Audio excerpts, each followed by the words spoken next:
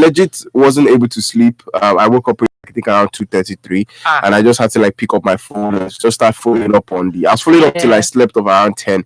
But I woke up at 2:33, and I just let me keep following. I'm like, hey, hey, you go on the streets of Twitter, and then you're like, Florida, Texas, hey, Trump, Biden, and you're like, what is going on? But then I like the fact that this election has actually recorded like a large number of voters go out. There's like a global revolution ongoing right now. We're seeing the people genuinely coming out to demand for what they want. This is cutting across every part of that. I can't remember the exact country right now. I think it's Portland, or I can't remember the country where women came out. I think about 250,000 women came out to talk about the law of abortion that is actually in their country. And this is just so much happening in various places. Everybody is beginning to own up to their responsibility. This 2020 has been very amazing, eventful. It's just been one O here that we would record it. We would never forget. We would always do it when, like, I saw one very comedy skit of the man was like, in 2020 this happened in Nigeria. Then I was in my 20s. And then he was creating a picture of when he's in the future. And almost like his kids are studying what happened in 2020 in classroom. I'm like, I witnessed it. I was there. And he didn't tell me this. And then the man added some little bit of fallacy to it. I was like, only me. I beat all the soldiers. I said, hey. Well, that's all good. Good morning, Nkechi. How you doing? I'm fine. Yes, it's Wednesday. I stepped out just now, and it was still looking pretty cloudy. I'm not sure if it wants to rain because sometimes the weather can be pretty confused itself. So I don't know. It could decide not to rain at the end of the day, and it's just going to be all those clouds. But it would be cool if it did rain. Just a little bit of dust everywhere, so that can down that dust a little bit for us. All right, let's go straight into the dailies. Don't forget that you can be part of the newspaper review. You can send us a text or a WhatsApp message on 070-317-56537, 070-317-56537 to be part of the conversation here this morning. All right, we start off with the Punch. The Punch says COP members to undergo new COVID-19 test before orientation, NCDC. Senate queries Lai Mohammed on 19 million naira travel expense during lockdown. Governor Wike redeems 200 million naira pledge to slain policemen, soldiers' family. And U.S. Army operations, not violation of Nigeria's sovereignty. This coming from the minister. All right, this is also here on the Punch newspaper. Police Academy proposes courses to check human rights abuse. And the Rep Stop Transmission Company of Nigeria 2021 project blames higher authorities. It's on the Punch newspaper this morning. The Guardian paper has the headlines. It says Nigerians tackle not in position on NSAS and social media bill. Access to COVID-19 vaccine by Nigeria, others deem. And also federal government permitted U.S. rescue operation, says minister. I think yesterday there was a back and forth with regards to whether there was actually a permission from the federal government of Nigeria. All right. Senate probes Lai Mohammed for 109 million naira travel expense. The Punch says 19. Guardian says 109. We'll find out the more details as we go on. The Nigerian Medical Association flares attack on members. Health facilities canvasses more security. All right, and away from there, federal government seek National Assembly approval for $1.2 billion agricultural loan. The This Day newspaper has this headlines. It says power sector loses 48 billion naira revenue to gas and system constraint. And federal government would use technology to track internally generated revenue. A National Human Rights Commission panel on SARS get 160 petition may commence sittings today. The Nation newspaper, U.S. government got federal government's nod to rescue citizen. And federal government insists on integrators minister. And 1,220 operatives undergoing special weapons and tactics training in Osun and Nasarawa. I don't know if you've seen videos of the training of these special weapons and tactics. I haven't, not yet. Oh, okay, it's everywhere. All right, Governor Makinde, 6-month maternity leave. That's the Oyo State governor. And police committee reject impositions of chairman. The pen pushing has the headline Fire consumes 1,200 homes at internally displaced persons camp. That is not even somebody's home. That's supposed to be a temporary spot, and now it's been gotten away with fire. That's a sad story. Oyo State government approves 6 months maternity leave for pregnant workers. This is good to see that they're taking very high priority in ensuring the protection of mothers and their babies, and that is so good. But let's head straight into the dailies. The Punch. We start off with the clampdown on NSAS promoters, freezes account. Federal government clamps down on NSAS promoters, freezes account. It's on the Punch newspaper. It says there were indications on Tuesday that the federal government had begun to clamp down on promoters of NSAS protests by freezing their bank account. Some NSAS promoters who spoke separately to the Punch said their bank information informed them that the Central Bank of Nigeria has directed that their bank account should be frozen. Last month, youth calling for the disbandment of the Special Anti-Robbery Squad of the Nigerian Police protested for 2 weeks in major cities of the country. On Tuesday, some promoters of the protest said their account has been frozen for the past 2 weeks. The CBN, according to multiple complaints received by Punch, reportedly instructed banks to place post-no debit restriction on the account. The bank it was lent were able to implement the directive by tracking the narration of transactions. All right, bank transactions that indicated the narration of NSAS were immediately flagged, while such accounts received funds were frozen. Now, speaking to the Punch, a pharmacist, Basi Israel, who was in charge of the NSAS medical team in Port Harcourt, says his account with Access Bank with the account number had remained frozen since October 15. Now, according to him, when he learned of the development, he went to the bank to find out the reasons for it. Israel said he was informed by a bank officer that the directive came from the Apex Bank. And these were his words. He says, I am in charge of NSAS medical team in Port Harcourt, and we had people donating for medical supplies, food, water, ambulance service, and these donations were made directly into my bank account. And of course, this donation had NSAS description. So I think that was how they were able to flag my account. I noticed that on October 15, I was trying to make a debit transaction on my account, and I noticed there was a restriction. So I called the bank, and I found out that they had placed an embargo on my account. Now, this has happened to a few other people who have raised concerns. Even yesterday, there were conversations around passports being seized at airport terminals of certain individuals. But the direction in which the federal government is operating, because I legit want to understand that, okay, maybe the federal government is trying to do a background check, because there were indications on the side of the federal government that, this NSAS protest was sponsored by people who wanted to divide the nation. That was a major argument among those, and even statements credited to certain individuals just kept on saying that there was people who believe that there were some hidden agenda behind the NSAS protest. But then how do we strike a common ground in a situation like this, where headlines around those who were for the NSAS were having their accounts freeze? How do we come to a common ground on this kind of issue? Well, first of all, it can turn into something that will become a misunderstanding if a balance is not struck, like you rightly asked. So the first thing is that there should be some sort of public declaration that, there are ongoing investigations that are going to be going on concerning and regarding the NSAS movements and everything that has happened. Of course,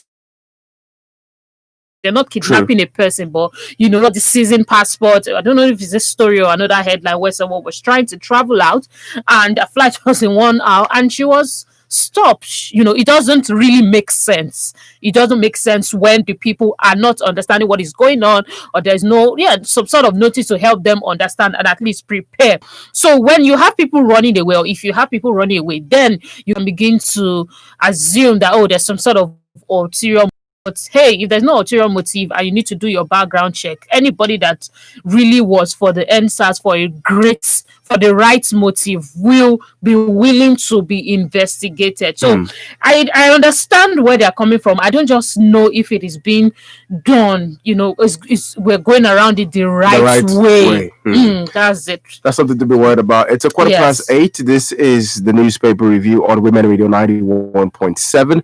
Do well to send us a text or a WhatsApp WhatsApp message on 070-317-56537, or better still, you can tweet at us at WFM917. US got federal government's nod to rescue citizen. I think of this headline and read the story. I thought of so many things, which I'm going to say a few. It's on the Nation newspaper. That's where I want to take the major chunk of this story from. And the Defense Minister, Major General Bashir Magashi, retired, has said the federal government approved the hostage rescue operation by the United States of America forces in Nigeria. There have been instigations in some quarters that the rescue of the abducted American citizen in Nigeria by the United States Special Military Force may have violated Nigeria's territorial integrity.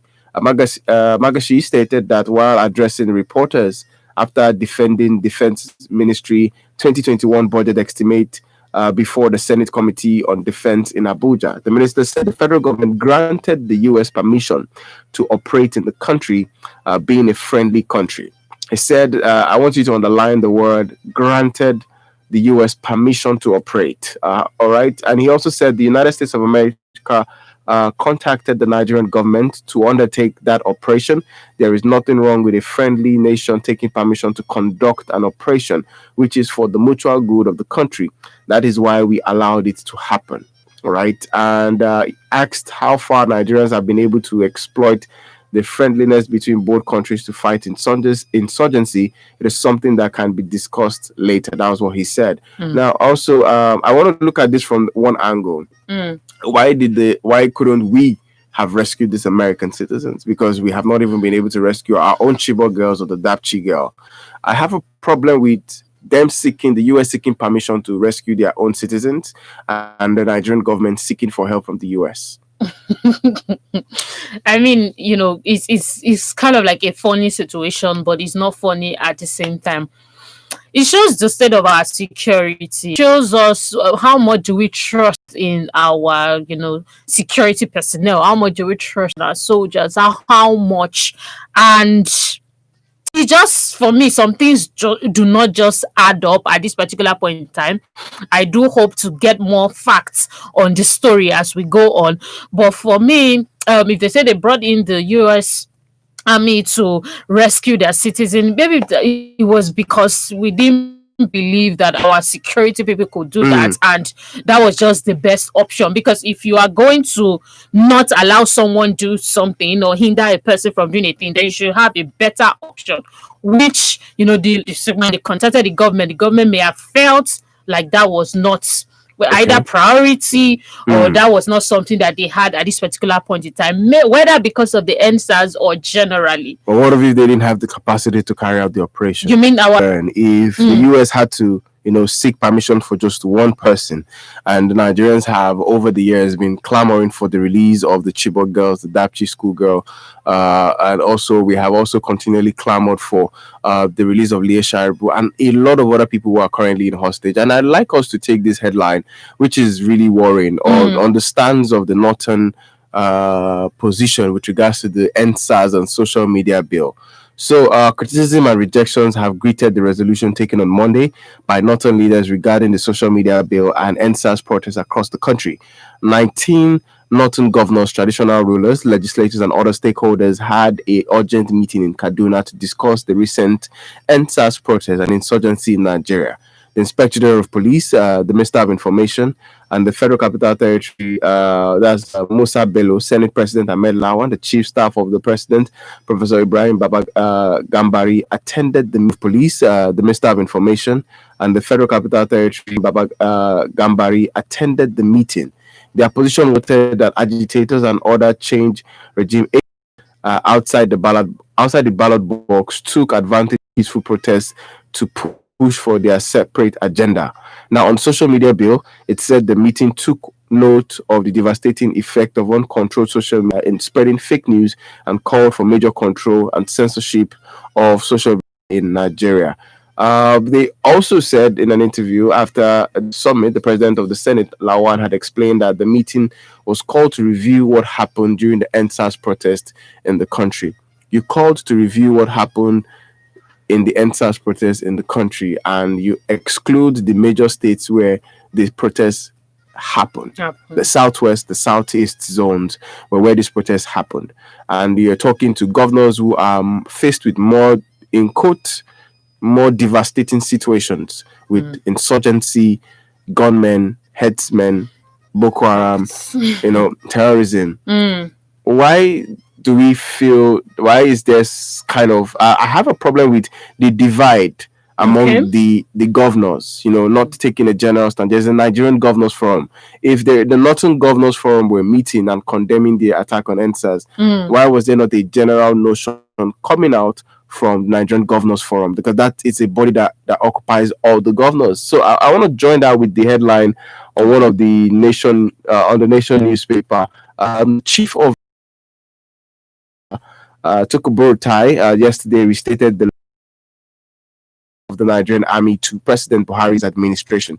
This is a day after Northern governors and traditional rulers said the recent NSAS protests were hijacked by people seeking to change President Buhari's government. After Northern governors and traditional rulers said the recent NSAS protests were hijacked by people seeking to change President Buhari's government outside the ballot box. Now, Buratai was keynote speaker at the opening ceremony of the two-day Directorate of the Army Physical Training Center, that was training conference in Kaduna. Now, he was represented by the commander, that's Banji, and also thanked Buhari for their support, for supporting the army to discharge its duties. Now, the headline, or Buratai's word, says, "I want to humbly express my profound gratitude to Mr. President and the Commander-in-Chief of the Armed Force of the Federal Republic of Nigeria, President Muhammadu Buhari, for his continued and invaluable support to the Nigerian Army in the discharge of his constitutional roles. Therefore, I wish to pledge the commitment and loyalty of officers and soldiers of the Nigerian Army to the President and the defense of our democracy." With headlines particularly relating to security and hearing the conversations around security of late, it's like a deliberate attempt to avoid major conversations. Like yesterday, I don't know if you were following through on some of the headlines. There were headlines with regards to the inhuman treatment of soldiers to Nigerians. I think in Ibadan, in the course of this week, where soldiers were seen beating women, in claiming they were indecently dressed, and Wow. they were seen cutting boys, young men's hair because they feel like they don't have the right haircut on. Using why there are different stands in the country. How do we progress with this person saying this person saying this, these people agreeing to this? Look at what's happening in Rivers State. Look at what's happening here in Lagos, and just everywhere is having its own issues, and it's like there's a blame trading going on. I think one of the keyest, if I may use that word, important thing is understanding, Daniel. And understanding is what is missing from the conversation that is going on in different parts of Nigeria that we're seeing. Joining the stories together, from the Northern governors meeting to this particular story. Understanding, yes, I understand that as leaders, they feel this was a lot to them. This was a lot for them to handle. So it's easy to come out and say this was an attack. So it's easy to come out and say this was an attack on our governors. This is an attack on the president, and so on and so forth.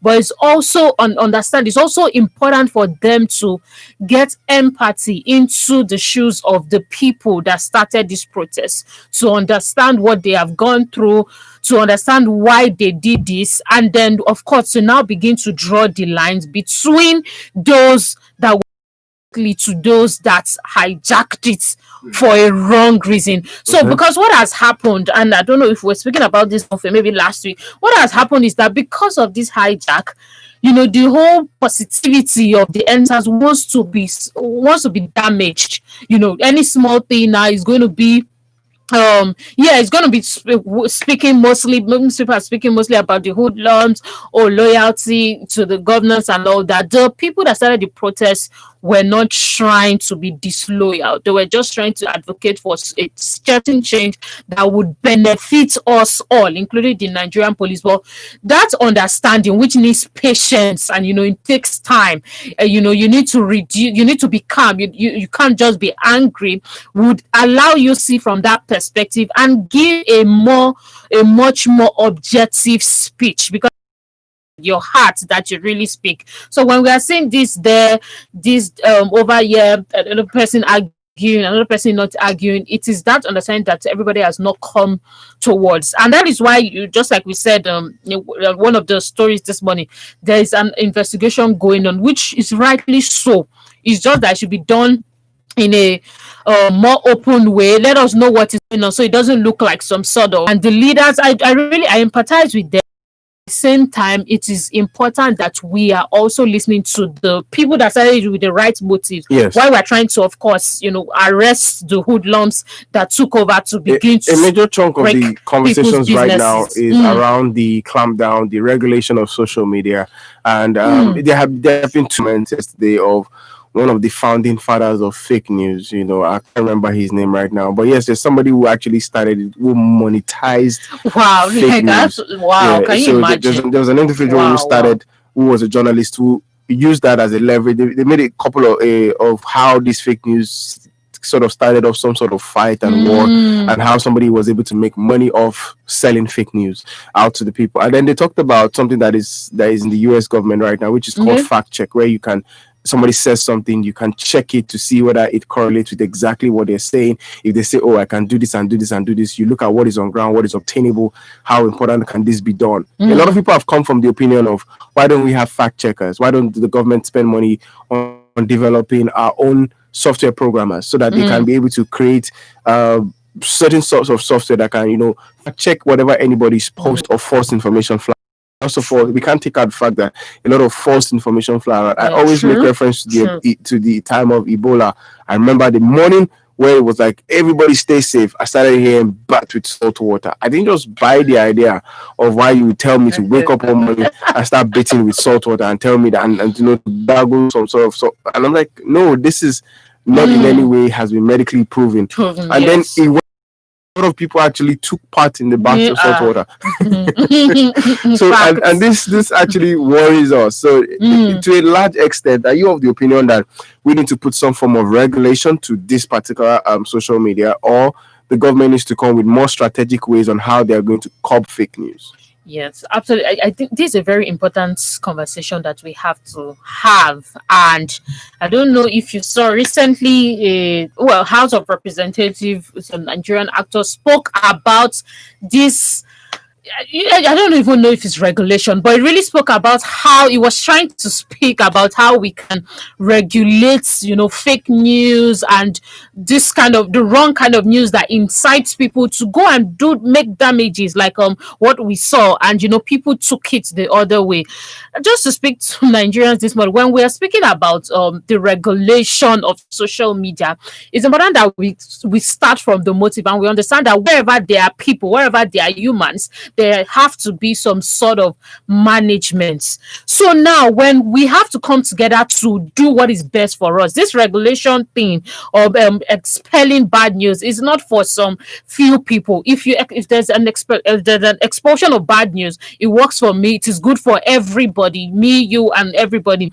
So we have to sit down to strategize, maybe with some of this guys that you were talking about that can come in to help with this fact check. And really, this strategy, we have to look at what works for us as a nation. For starters, we have to look at what works for our level 1. Let us not go and do one, in quotes, advanced level stuff that the average Nigerian may not be able to partake with, or may not understand how to use. So we have to discuss. Let's have, nowadays we've been having dialogues with youth and all that. So there should be a discussion, there should be some sort of, hey, we're trying to do this social media thing in the right way. What suggestions do you have? If it's a link, let us fill our suggestions. That way, we are moving forward with it. And I'm talking about especially the ministers that have been advocating for deregulation. so that it doesn't look like, oh, you're trying to shut people up, but we're finding ways to curb fake news. So in a way, we still need to, is a solution. We still need to do that. It's something that we still need to do to move forward. If not, fake news, wrong news incites people to do the wrong thing. Look at what you were saying about Ebola. There are a whole lot of things that people have seen, they don't verify, they go and start spreading, and some, you have a lot of people that are purposeful, but a lot of people as well are jobless. So they just feel like spreading any news that is going to incite some form of anger and whatnot in people is their job, and it's just unfortunate the results we've seen. So we need to work on it. All right, let's take a few messages here, but please do help us to keep your messages as civil as possible when you're sending them. P. Dasa in Ogun State says, with the Northern Leaders Governors Head of Committee coming together to strongly demand for the regulation of the press and the individuality of Nigerians is an indication that they are hiding something. The idea is to move Nigerians from voicing out the ills going on in the country. For now, there is a speculation of whether, okay, I'm not going to read that line out. They want to keep it in the cooler, knowing fully well that Mr. President is no longer in control, going by the authenticity of media report all over the world. All right, that's P. Dasa in Ogun State.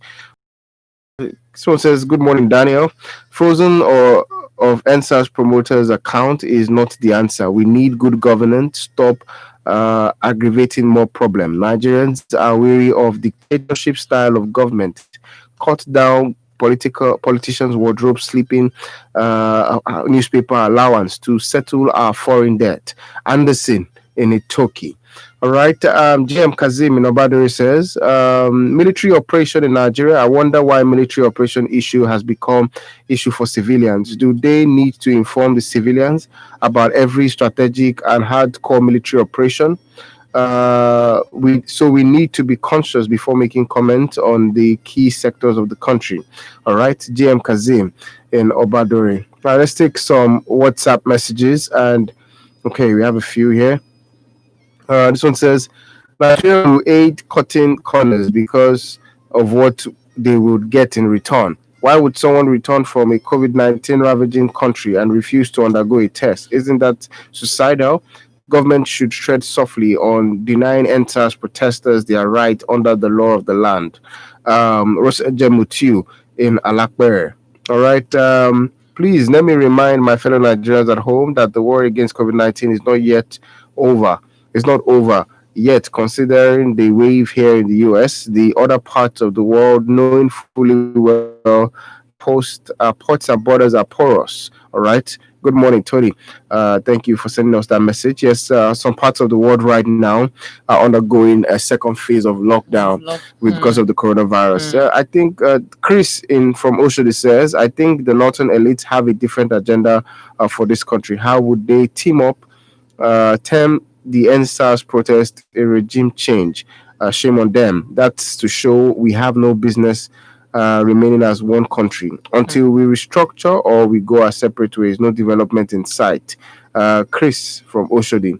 Martins in Oshodi says, NSAS bank account frozen. Can you see why people will find it difficult to trust the government? You are saying youth should come for dialogue, and secretly you are clamping down on people. I pray they are not biting more than they can chew. Minister spent on money. Minister spent millions on transport during lockdown. This is another distractive mechanism that nothing will come out of it. Where is Meina, Magu, Akpabi, and others? All right. Dan, did you hear LCC says their cameras stopped working when the shooting started? The cameras took cover because they don't want to die.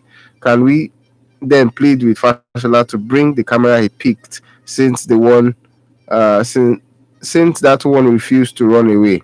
Okay, that's coming in from Martins in Oshodi. All right, let's take the headline on because a lot of people are not really getting the story behind the headline on Lai Mohammed. So I'm going to read a full detailed report on what exactly happened. And I think the correct figure is actually 19 million. Senate queries Lai Mohammed on 19 million travel expense. This period of lockdown, where we to go out of the country, a lot of money. And so, but I'm definitely thinking it might not be a lot of money when it comes to government, hotels, all of these things. We don't know how many people are traveling. These are details we want to have. How many delegates were traveling at this time from your ministry? Was it just you? Was it a chartered plane? Were you flying business class? Were you flying? Because definitely we know they don't even fly economy. These people don't fly economy. It has to be business class or first class, or most likely a private jet. And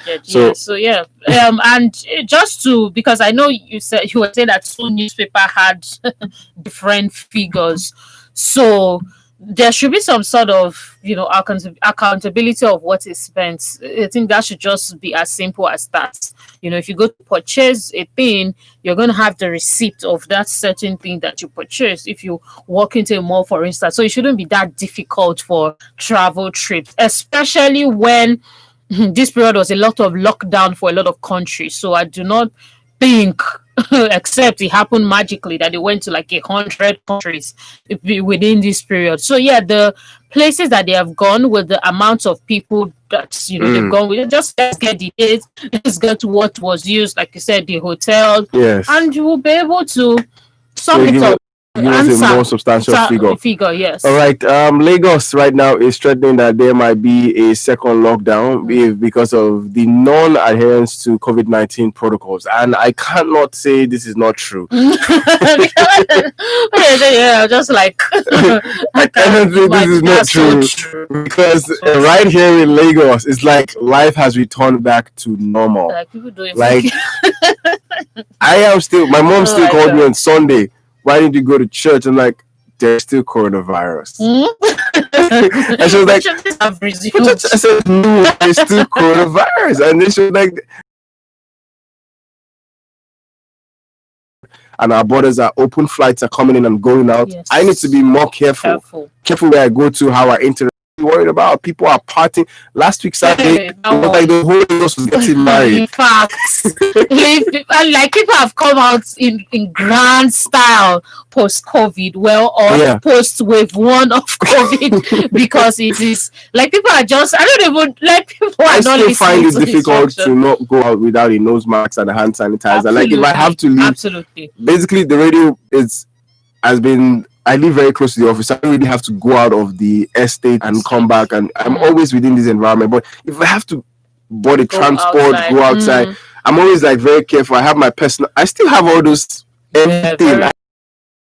But now that is not the case. The Lagos State government has threatened to impose a fresh lockdown and reintroduce other measures if there is a reoccurrence. Today, the statement was titled "Lagos Calls for Precaution Against Second Wave of COVID-19." and quoted the Commissioner of Health, found it necessary to impose a second lockdown and restrict disregard of safety guidelines of the new infection in Lagos. The statement read, the Lagos State government has once again stressed the need for residents to strictly adhere to precautionary measures against COVID-19 infection transmission to prevent a reoccurrence of the situation that led to the lockdown of the economy. First and foremost, the high and mighty brought coronavirus in Nigeria. It wasn't in this country. We could have avoided. Nigeria was one of the African countries. If we had taken the right step from the very onset, we would not have had a single case of the coronavirus. Because and then the fact that a lot of people want to come into the country right now is even, I don't know what sort of precaution is being put at the international ports, at the airports right now, to ensure that people who are coming in are properly checked. Properly checked. My MD the other day was complaining of how much she had to spend on COVID-19 tests because she was traveling to Ghana, and then she did one here, got to Ghana, did another one. She was coming back, did one in Ghana, got to the Nigerian airport, did another one again. That's 4 COVID-19 tests in less than, I think she was just there for about 3 days, and then she's like, wow, this is a lot of money. And I'm like, yeah, it's those who can fly that can afford it. So if you really want a lot of money on COVID-19 tests, there might be some level of discrepancies, fraud, and maybe the hike in the price of how much the test should cost. But that is a sacrifice you would have to pay. If you need to. Yeah, if you need to. And that's why you shouldn't even travel except you absolutely need to. So please, we beg Lagosians, if you have this protest, we've done protests, nobody died. Like I beg, that's the attitude. Like okay, we said the body language. I am someone that was really scared of this coronavirus because I had friends who some of them tested positive. Those were outside Nigeria, and even within the country, I have one who is in Ibadan who tested positive. I think when the wave was going down was when he tested positive. Had to be quarantined for 2 weeks, and then. So I don't. If you go out in Lagos, like nothing, you can't even. If there was coronavirus in this Lagos, you might. We recorded very low records of them. I say, are you sure there was actually coronavirus in this country? We recorded very low records of deaths, but we have recorded about 1,000 deaths. And so please, be very careful. You carry our sanitizers as much as possible. Yes, all right. Bola from Alagboli says it has become a tradition every year for oil workers to threaten strike at the ember period to make life miserable for Nigerians and create a venue for station owners to make profit at our expense. I think it's a conspiracy that government needs to look at. Government has maintained no queue policy at filling stations since the beginning of this expense. I think it's a conspiracy that government needs to look at. Government has maintained no queue policy at filling stations since the beginning of this regime by the convoy of Boko Haram, while the soldiers are standing with standing ovation. Yet Leah Shaibu was not behind because of her faith in God. I get what you're trying to do. I read your message and I get what you're trying to do, Israel, but that's not exactly the story. All right. It said here that it's a shame to those who could not clamp down on the enemy of Nigerian citizens, even the soldiers. Take note, if prayer is not intensified, we might experience a sense of, I don't see that happening, and it won't happen. The service chiefs are having a serious agenda that would cause the country major damage. Hence, the sacking issue is a mirage. All right, Israel in Ogijo. All right, this is from Ray in Bega. Pretty long message. Says, good morning, Dan and Nkechi. Seizing of visas and banning of NSAS protesters from traveling out of the country is totally wrong, and freezing their account is not the answer. If they don't have any hidden agenda, why are they doing all of that? We need credible leaders, not people who don't care and feel the pains of the citizens. Censoring of social media shows that these northern governors don't even know what and where to channel their energy and resources. They should rather focus on curbing terrorism, rape of children, and banditry, and be transparent to their people. This is why almost everyone in Nigeria is calling for the younger generation to run for all political positions, including presidential seats. Daniel, if you contest as president tomorrow, I will vote for you. Believe me, a lot of youth will vote for you. God bless Nigeria. Nigeria of our dreams is emerging. That's really from Bega. It's a lot more. I was invited to be part of a conference coming up this weekend with regards to a conversation about Nigeria, and I'm really expecting to hear what some of these young people are going to be saying, because a lot of young people have a lot to say about what's going on. And I think I'm even grateful for the fact that there is a conversation. People are sparking that conversations right now. We might not be totally ready, but there's a way forward with the fact that we are now awake. All right.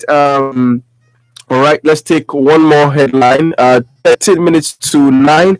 Do you want to send us a text or a WhatsApp message on 070-317-56537, and you can tweet at us at WFM917 to be part of the conversation here on the radio. All right, we take this particular headline, which is regards to the police, which is brace yourself for duty. IG tells policemen in morale boosting effort. In the morale boosting effort yesterday, Inspector Police Mr. Mohammed Adamu ordered policemen to put the attack arising from the NSAS protests behind them and brace themselves for the duty of securing the nation.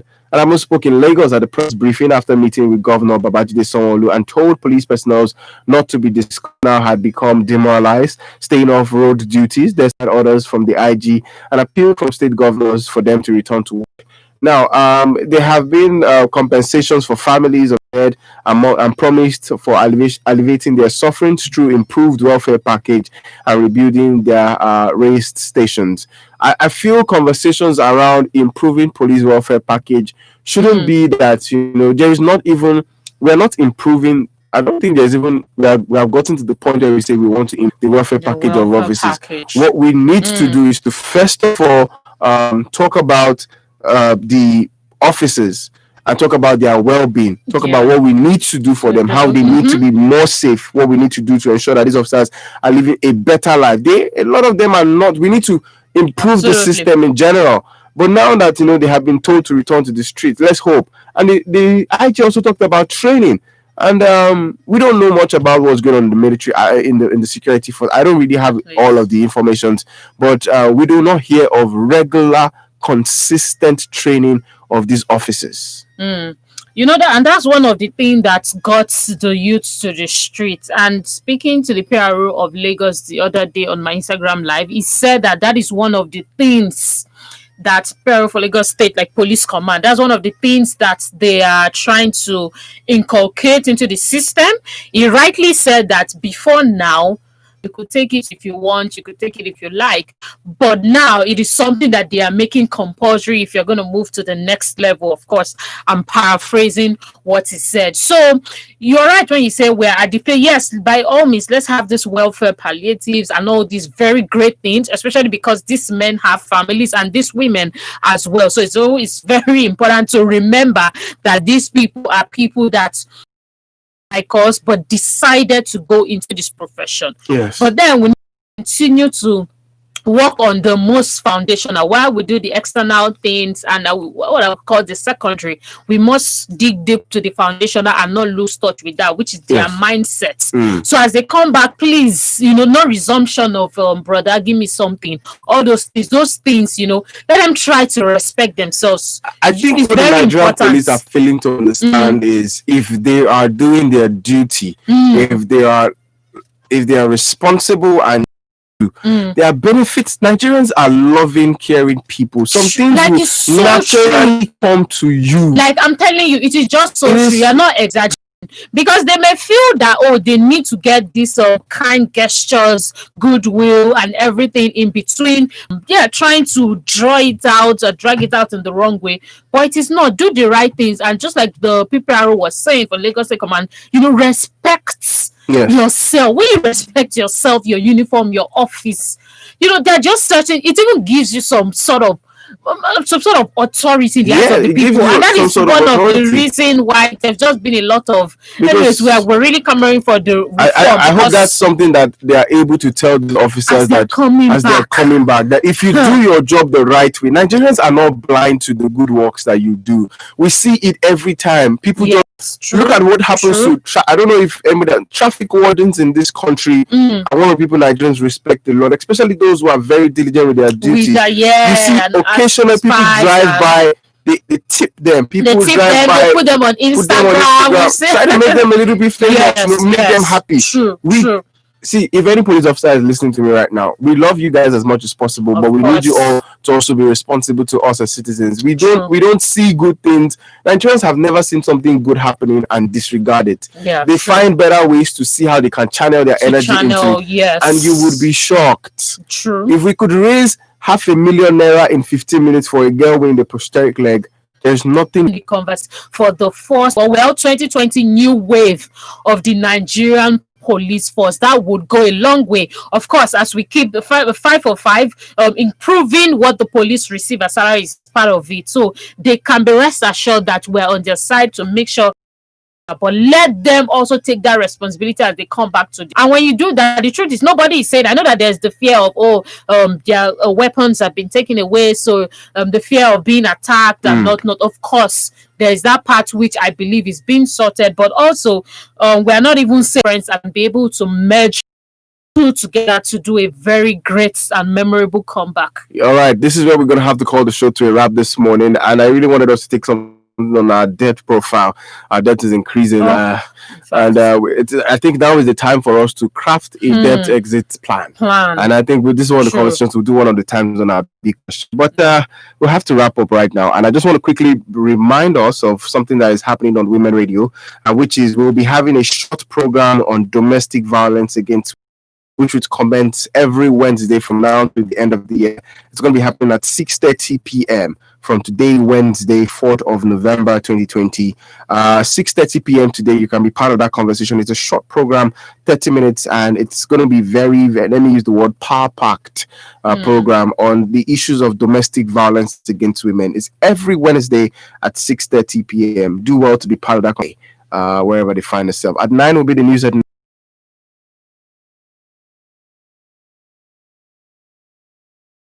we must drive that message of our collective responsibility to make Nigeria great. My name is Daniel Adaja. Good morning.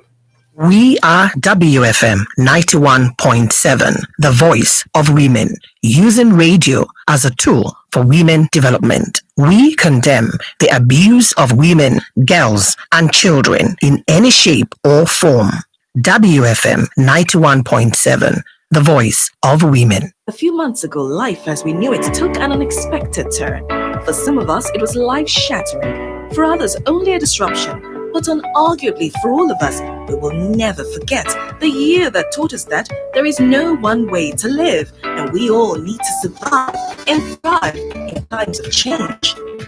Life is a story, and this is the time to seek solutions that will ultimately give better meaning to help us pass these times. How can we survive this new world? Now more than ever, we must recalibrate. It is time to embrace the shift. We can do it together. The 19th WIMBIZ Annual Conference themed by audacious synergies, disruptive innovation, repositioning for success. Woman, you are your brand.